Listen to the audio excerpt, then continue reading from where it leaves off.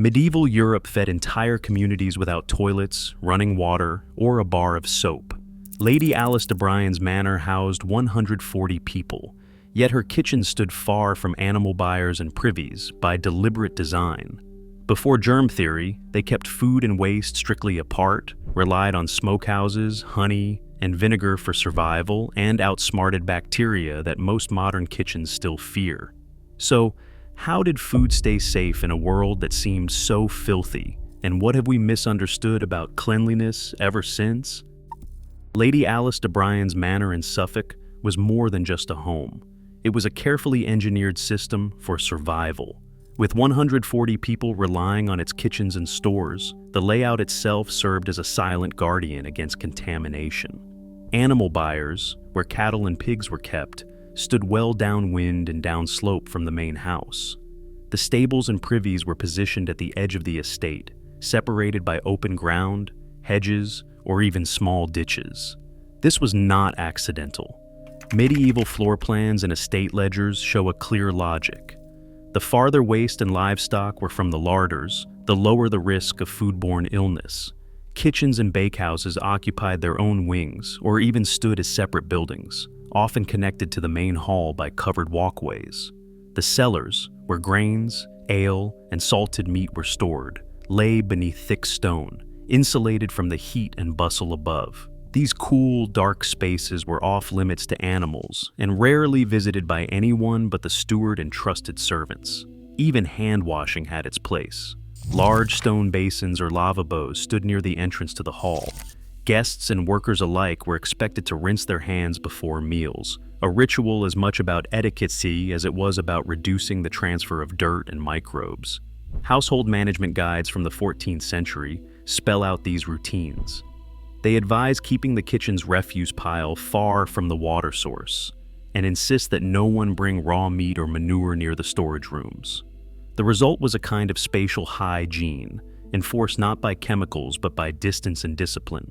On a busy day, wagons rolled in with sacks of grain, but never through the kitchen door. Livestock were slaughtered in the yard or at a dedicated slaughterhouse, with butchers forbidden to cross into food preparation zones. Every element of the manor's design, from the placement of wells to the flow of foot traffic, worked to keep food and waste apart. This physical separation, more than any soap or sanitizer, formed the first and most important barrier between the people of the manor and the invisible dangers of their world. Salt, smoke, and sun formed the backbone of medieval food preservation. In the autumn, as days shortened and the air cooled, stewards ordered the culling of livestock. This timing was no accident. Cooler weather slowed spoilage, and the annual slaughter produced a glut of fresh meat that needed to last through winter. Smokehouses came alive, packed with hams, sausages, and fish suspended from beams. As fires smoldered below, wood smoke infused the meat with phenolic compounds. These natural chemicals found in hardwoods like oak and beech seeped into the surface, crippling bacteria and fungi. The combination of heat and smoke dried the outer layers, creating a barrier that insects and microbes struggled to cross. Drying and salting worked hand in hand. Salt, a precious commodity, drew moisture from flesh by osmosis, leaving bacteria starved for water. Fish and pork, layered with coarse salt in barrels or crocks, could keep for months. In coastal towns, entire fleets of herring boats returned in autumn to fill curing sheds with their catch. Once salted, the fish dried on racks in the open air, shrinking and hardening as water evaporated. Without moisture, spoilage slowed to a crawl. Honey and vinegar offered protection for foods that could not be salted or smoked. Honey's high sugar content pulled water from bacteria, killing them outright. Fruits and nuts packed in honey jars survived well past harvest. Vinegar, produced through fermentation, acidified pickles and relishes.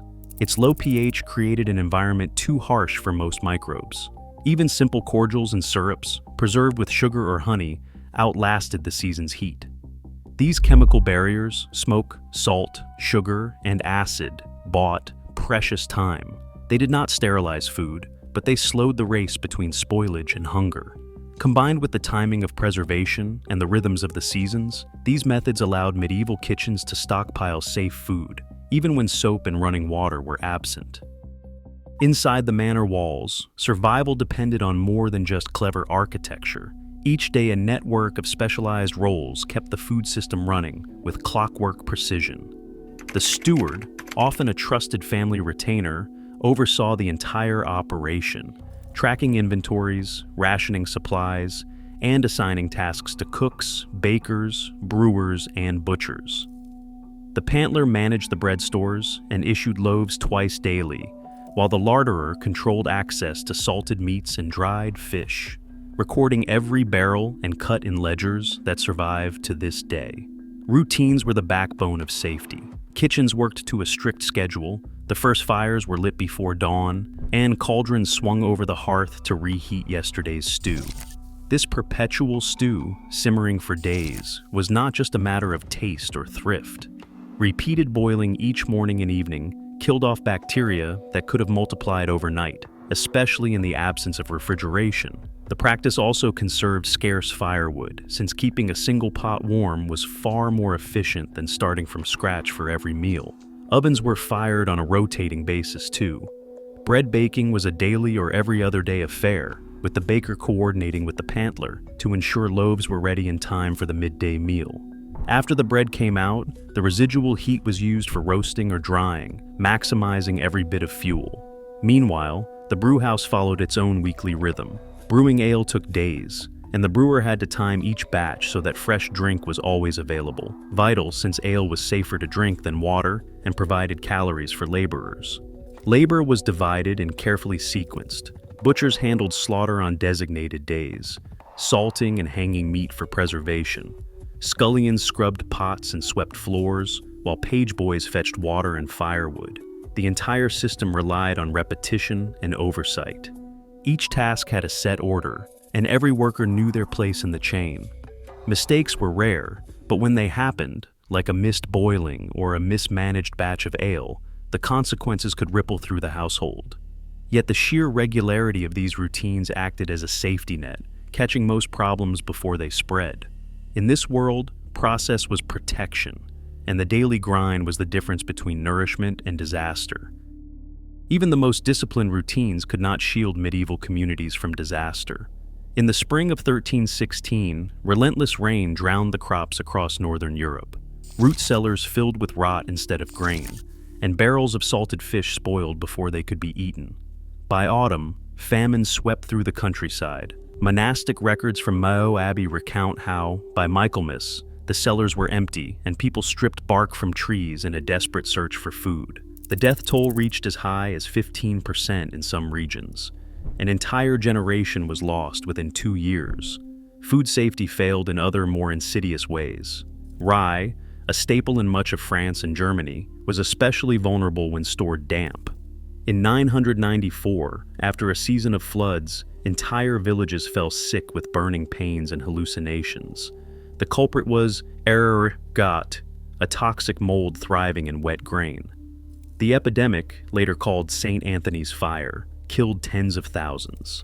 Outbreaks returned in the 12th century, forcing authorities to ban rye from markets after floods and to set up rye-free fasting periods. Hospitals dedicated to St. Anthony sprang up to care for the afflicted, while granary ventilation and crop rotation became matters of policy, not just practice. Urban centers faced their own reckoning. In 1369, London City Council ordered butchers to move their slaughterhouses outside the city walls. The river, choked with offal and blood, had become a breeding ground for disease. The ordinance sparked fierce resistance from the Butchers' Guild, who argued that moving would ruin their trade and raise meat prices. Consumers grumbled about the cost, but the council held firm, fining violators and patrolling the markets. Dolly Jorgensen, a historian of medieval sanitation, notes that these policies were less about germ theory and more about controlling stench and visible filth, but the effect was real. Isolating slaughter reduced outbreaks linked to contaminated water and meat. Failures like famine and ergotism revealed the limits of medieval food systems, but they also spurred new regulations and collective action. When breakdowns threatened survival, communities responded with laws, guild rules, and even religious mandates. These stress tests did not end disaster, but they forced societies to adapt. laying the groundwork for the layered defenses that kept food safe most of the time. Inside Dr. Christina Warrener's lab at the University of Leeds, a loaf of bread tells a story that numbers alone can't capture. Using ancient grains and wild-caught yeasts, she recreated a medieval sourdough starter with no commercial yeast and no sanitizers, just flour, water, and the ambient microbes of her kitchen. Once baked, slices from these loaves traveled straight under the microscope and into the petri dish. The results were unambiguous. The bread's interior registered a pH between 3.8 and 4.2, a zone so acidic that bacteria like Listeria and E. coli barely survive. Pathogen counts dropped below 100 colony-forming units per gram, less than the modern threshold set by the FDA for safe bread. This was not the effect of a single ingredient, but the outcome of a microscopic battle. Wild lactobacilli, the same bacteria found in modern probiotic supplements, outnumbered pathogens by millions to one. As they fermented the dough, they released lactic acid, lowering the pH and producing bacteriocins, natural antibiotics that cripple rival microbes. Each loaf became a living barrier, where good bacteria not only thrived, but actively suppressed the bad. Warrener's team challenged their sourdough with known pathogens and watched as 99.9% died off within hours, a result rarely matched by sterile modern white bread. The numbers reveal a pattern echoed across medieval kitchens. In sauerkraut, wild lactobacilli dropped the pH to around 3.6 within a week, locking out spoilage organisms and pathogens. Even fish sauces like garum, fermented in brine, reached acidities and salt concentrations that excluded all but the hardiest harmless microbes. In each case, the process was self-reinforcing. As good bacteria multiplied, they made the environment more hostile to invaders. Archaeological evidence from York's Coppergate cesspits backs up these findings. Bioarchaeologists found high levels of parasite eggs in waste pits, but food residues from fermentation pits showed a dominance of lactobacilli and almost no dangerous bacteria. Skeletons from these sites bore the chemical signatures of diets rich in fermented grains and vegetables, with few signs of chronic foodborne illness. Warrener paraphrased it best. Fermentation in the medieval world was less about flavor and more about waging microbial warfare. The acidity of a sourdough loaf, the sharp tang of pickled cabbage, and the briny punch of fish sauce all signaled the same thing: a food defended by its own living army. In the absence of soap and sterilizers, these microbial alliances formed the front line, turning kitchens and cellars into laboratories of natural selection. The numbers do not just prove safety, they reveal a system where survival depended on letting the right microbes win. A medieval hearth was more than a place to cook. It was a thermal barrier that kept danger at bay. When cooks swung cauldrons over open flames, the temperature soared far beyond what most modern kitchens ever reach. Hearth fires routinely surged to 300, even 400 degrees Celsius at their hottest points. That is 10 times higher than the 72 degrees required for modern pasteurization, a process invented centuries later to make milk and juice safe. In these kitchens, the act of cooking was a daily purge, denaturing toxins and killing off bacteria that had survived fermentation or crept in with raw ingredients. Bread ovens, too, became sanctuaries of heat. Loaves slid into stone chambers where the air shimmered with residual warmth from the morning bake. The crusts that formed on bread were not just for texture, they were barriers, sealing out microbes and locking in the safety created by fire. Roasts and pies cooked in these ovens reached internal temperatures that left even the hardiest pathogens with nowhere to hide. Even the perpetual stews, simmering for hours each day, maintained a rolling boil that destroyed most known foodborne threats. The science behind these old routines is now clear. At 300 degrees Celsius, proteins in bacteria and molds unravel, cell membranes rupture, and dangerous enzymes fall apart. Toxins like those from Clostridium or Salmonella, which can survive mild heat, are dismantled by these surges. In modern laboratories, experiments show that a few minutes at 100 degrees is enough to kill most pathogens. Yet medieval cooks applied far more heat for far longer, every single day. This was not just accidental overkill. The unpredictability of fire meant cooks erred on the side of caution. Recipes from the period speak of roasting joints until the juices run clear or boiling pottages till they burst.